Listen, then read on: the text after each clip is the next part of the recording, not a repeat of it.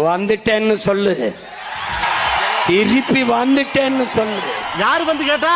அட யாரு கேட்க மாட்டாங்கடா, நீயா எவனையாவது கூப்பிட்டு சொல்லு.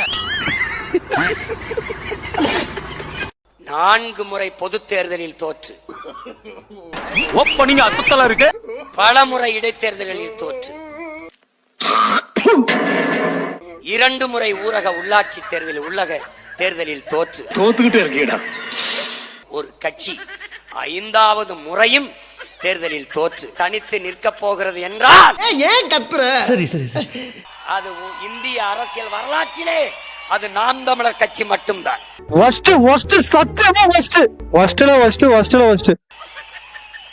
இம்முறையும் 234 தேர்தலில் தோற்று 117 இடம் பெண்களுக்கு, 117 இடம் ஆண்களுக்கு. அதிலே படிப்படியா போயண்டா. அதிலே 134 இடங்கள் வெறும் இளைஞர்களுக்கு என்பதை என்னரும் தமிழ் தம்பி தங்கைகள் புரிந்து கொள்ள வேண்டும். ஆஹா, இவன் மண்டை குழம்பி மெண்டலாகி வந்திருக்கானா இல்ல போர் அடிக்குதுன்னு டைம் பாசிங் பண்றானா என்னன்னு தெரியலையே. அதிலே தனித்து நிற்க போகிறது என்றால் ஐயோ மிகப்பெரிய களவாணி பயலாச்சே.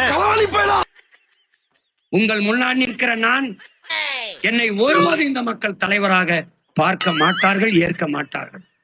ஏன்? அவர்கள் என்னை தலைவனாகவே பார்க்க மாட்டார்கள்.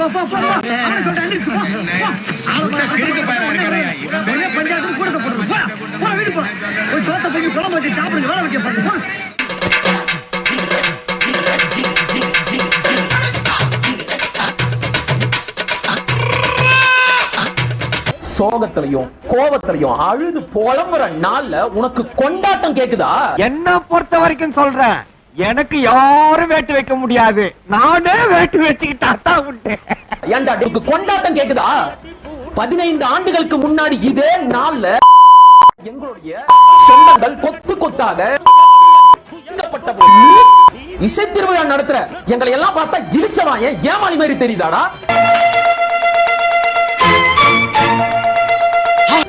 அயோக்கிய பயல, உனக்கு எவ்வளவு கொழுப்பு இருக்கும்? இனிமேல் இங்க நிக்க போறாரா சாமி? ஹலோ மிஸ்டர் சதாம் ஹுசேன், இல்லங்க. சதாம் ஹுசேனா எவன் சொன்னா? எங்க ஆத்தாருக்கு பேரை வைக்கல போப்பா. சோகத்திலையும் கோபத்திலையும் அழுது புலம்புற நாள்ல உனக்கு கொண்டாட்டம் கேக்குதா? சரி சரி, அழாத அழாத. நான் உன்னை துபாய் கூட்டு போறேன்னு யார்கிட்ட ஏமாந்துருக்கான். யாரு ஏமாந்தது? இல்ல, அது வேற ஒருத்தர். அதுல பைத்தியம் பிடிச்சிருக்குன்னு தெளிவே இல்ல. யாராவது மேல அதிகாரி ஊமத்துல எங்க கேட்டா ஒரு கலவரத்தை வித்தியாசமா அடக்க போயிருக்காரு சொல்லு. சார் ஒரு நிமிஷம், நான் அந்த சேனல் ஹெட் பேசுறேன். என்ன பிரச்சனை? உங்க பேர் என்ன, எங்க இருந்து பேசுறீங்க?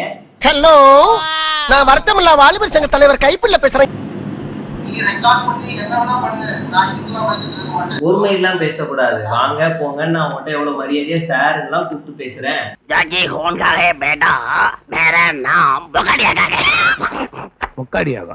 யார் சொன்னா உங்களுக்கு எதுக்கு? இதுல இனப்படுகொலை நாள் இல்லங்க, இனப்படுகொலை நாள கலாய்ச்சமா இல்ல அத வச்சு ஏமாத்திக்கிட்டு இருக்கிற ஒரு நபரை கலாய்ச்சமா? என்னடா இது? விடாதீங்க, பேசுங்க. ஹலோ, எவரும் மாட்டினா சொன்னாரு? அது உனக்கு எதுக்கு? நீ என்ன சம்பளம் தெரியா? உனக்கு எதுக்கு? சும்மா நடத்துறேன், பொழுதுபோக்கு நடத்துறேன், உனக்கு என்ன பிரச்சனை? నేను పెద్దవాడ அரவிந்த் மாட்டினா சொன்னாரு. நீ எனக்கு ஒருமையில பேசினா உனக்கு மரியாதை வராது. நீ எப்படி பேசியோ அப்படிதான் பேச. நான் என்ன வேணாலும் பண்ணுவேன். நீ கேட்க நீ யாரு? நீ யாரா? நீ யார்? நீ ஒரு காம கொடூரன், அஞ்சரைக்குள்ள வண்டி. நீ யார்? Who are you? நீ யாரு முதல்ல? உன் வாயில என்ன வருது நோக்கமல புடி. ஐபோன் லங்க ரூபா வாயில கலமட. கேளு, உனக்கு என்ன? போன் அடிச்சா உன்னால கேட்க முடியும். போன் அடிச்சுனா உன்னால கேட்க முடியும். வேற என்ன கிழிச்சிருவ? ஏன்பா இதுக்கு போய் இப்படி கோவப்படுற? நீ வேணா கோவப்படு. என்னப்பா சண்டைக்கு வர மாதிரி? நீ வேணா சண்டைக்கு வா. என்ன நடக்கும்? அப்படியா? என்ன கிழிக்க போறது உதாரணம் சொல்லு. ஜாதி இருண்டலியே வேறில்லை சாற்றங்கால் நீரில் வேதியில் இட்டாளார் பெரியூர் இடாளார் சிறியூர். ஒரு கவுன்சிலர் கூட உங்க கட்சிக்குள்ள இல்ல, எம்எல்ஏ இல்ல, எதுவும் இல்ல. நாங்க அமைச்சர்ல இருந்து எல்லாரையும் போட்டு நாங்க வந்து விமர்சனம் பண்ணிக்கிட்டு இருக்கிறோம். என்னாச்சுப்பா? அது நீயே கண்டுபிடிப்பா. நாங்களாம் லைவ் தயார் தான்ப்பா. நாங்க லைவ்ல விவாதிக்க தயார் தான். இல்லனே, நான் என்ன சொல்றேன்னா, நீ யாரு நான் யாரு? ஒரு தாய் பிள்ளை ஊருக்குள்ள நீ நானும் சண்டை போட்டான் பாக்குறவன் என்ன அதிகமா நினைக்க மாட்டான். என்னனே ஒண்ணுக்குள்ள ஒன்னா பழகிட்டு என்ன அப்படி? இனப்படுகொலைனால நாங்க கிண்டல் பண்ணோமா? எங்களுக்கு தெரியாதா யார் யாருக்கு மரியாதை கொடுக்கணும் மரியாதை கொடுக்க கூடாதுன்னு? அந்த நாள் உண்மையிலேயே நாங்க போட்டுறோம். அந்த நாளை ஒரு ஆள் வச்சு ஏமாத்திக்கிட்டு தான் நான் சும்மா இருக்கணுமா? இத கேட்ட மாப்பிள மனசு என்ன பாடுபடு. ஆளக்கூடாது மாப்பு. என்னது சீமானா? நாங்க எப்போ சீமான்னு சொன்னோம்? சீமான்லாம் சொல்லி நீ அப்ப உனக்கு தெரியுதா அப்படின்னா? என்ன ஜீவனுக்கு அவருக்கு முன்பு ஹிட்லர் சொல்றான். என்ன சொல்றான்? என்ன சொல்றான்? நீயே சொல்லு. நீ பறந்து போ உன் இலக்கை நோக்கி. நீ பறந்து போ உன் இலக்கை நோக்கி. முடியவில்லை என்றால் வேகமாக ஓடு. வேகத்தை குறைக்காம போய்கிட்டு இருக்கு. குறுக்கேது மணலாரி எது வந்துடக்கூடாது ஆண்டவா. முடியவில்லை என்றால் வேகமாக நட. முடியவில்லை என்றால் வேகமாக நட. முடியவில்லை என்றால் தவழ்ந்து போ. வழக்கம் போல அவன் பேச்ச கட்டி இறங்கியிருக்கான். என்ன ஆக போதோ, எங்க போய் முடிய போதோ. அதுவும் முடியலையா உருண்டு போ. அதுவும் முடியலையா உருண்டு போ. ஒன்றுதான் முக்கியம், இலக்கை நோக்கி நீ இயங்கிக் கொண்டிருக்கிறாய் என்பதான் முக்கியங்கிறான். அப்படியே சொன்னா? ஆமா. ஐயோ ஏப்பா நீ அதிர்ச்சி ஆகுற? மன்னிக்கவும் அதிபர் அவர்களே, இத சொன்னது ஹிட்லர் கிடையாது, மார்ட்டின் லூதர் கிங்.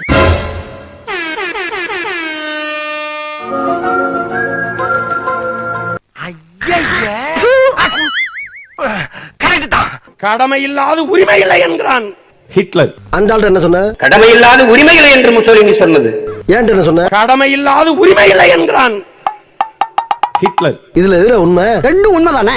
என்னடா சொல்ற? ஹிட்லர் என்னடா பாத்துக்கிட்டு இருக்க?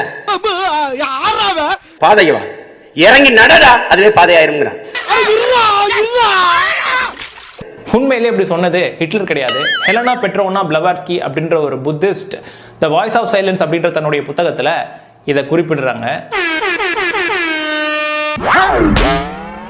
அதான் நான் யாரும் தெரிஞ்சு போச்சு இல்ல. அப்புறம் நான் மறுபடியும் லுக்கு. எல்லாரும் ஹிட்லர் எடுத்து சொல்றாரு சிம்மான். அவன் எனக்காக தான்டா எல்லாமே பேசி வச்சுட்டு இருக்கான். மெயின் கேம்ப படிச்சு பார்த்தா அவன் பூராவே எனக்கு தரா சரி இருக்கான். ஏய், இதெல்லாம் ஒரு காரணம். யாராவது மொட்டை அடிச்சிட்டு வந்தா அவன் தலையில தபையெல்லாம் வாசிப்பீங்க. அதெல்லாம் எனக்கு வாசிக்க தெரியாது. எழுதிக்க, எவன் சொன்னா தேடவா போறான்?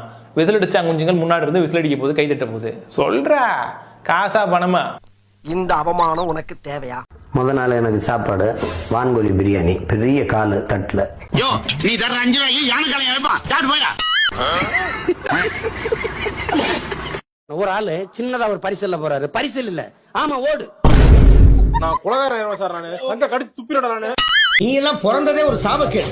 முடிஞ்சா இன்னைக்கே போய் செத்துரு, மறுபடியும் பிறந்து வா. அப்போவாது உனக்கு ஓலை ஒழுங்கா வருதான்னு பார்க்கலாம். எனக்காக இந்த எடுபுடி எடப்பாடி என்ன வேணா செய்வான். நான் ஜெயிலுக்கு போயிட்டு வந்த பிறகு என்கிட்ட இந்த கட்சியை கொடுத்துட்டு எனக்கு எப்பவும் அடிமையா இருப்பான்.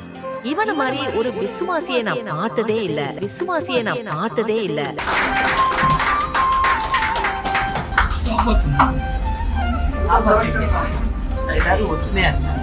நீ ஏதாவது எங்களுக்கு வந்து சீட்டு வாங்கி கொடுத்தியா, பிரச்சாரம் பண்ணியா, இல்ல ஜெயிக்க வச்சியா? எதுவுமே செய்யல. நீ ஏன் உரிமை கொண்டாடுற? அம்மா இருந்தா நீ எந்த நிலைமைக்கு ஆளாயிருப்ப எண்ணி பாருங்க. யாரெல்லாம் அம்மாவுக்கு துரோகம் செஞ்சார்களோ அவங்க வாத்தி வாத்தி வதைக்குது. சுற்றி விட்டு அந்த வளையத்துல கொண்டாந்துகிட்டு தேவையான தண்டனையை கொடுத்துக்கிட்டு இருக்குது. ஒரு மாணவி பாதிக்கப்படும் போதே கண்ணகி எல்லாம் கொண்டு இறக்கி எல்லாம் பண்ணாங்க. நம்ம எடப்பாடியா? என்னங்க எனக்கு ஒண்ணுமே புரியலையா? பாஜக நீ எல்லாம் ஏன்டா உசுரா இருக்க? இதெல்லாம் ஒரு போப்பாடா? ஓ ஆமா ஆமா, அது மதுரை டு சென்னை வரை நடைபயணம். பல 100 பெண்கள் பாதிக்கப்பட்ட போது எத்தனை, ஒரு 100 கண்ணகி இறக்கணும். 100 கண்ணகி இறக்கி இருக்கணும். ஒரு 700 தீச்சட்டி எடுத்துருக்கணும். அதை விட நாங்க கூட நினைச்சேங்க, நம்ம அண்ணாமலை இருந்தாருல, முன்னாடி இருந்தாருல, அவர் வந்து எப்படி சாட்டையெல்லாம் அடிச்சுக்கிட்டாரோ இதே மாதிரி எடப்பாடியார் அடிச்சுக்குவாருன்னு நினைச்சேன்.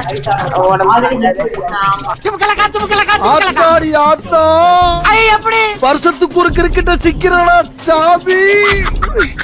எனக்கும் என் தலைவனுக்கும் இடையே என்ன நடந்தது என்பது எங்க இருவருக்கும் தான் தெரியும். என்னவா இருக்கும்? எனக்கு என்னடா தெரியும்?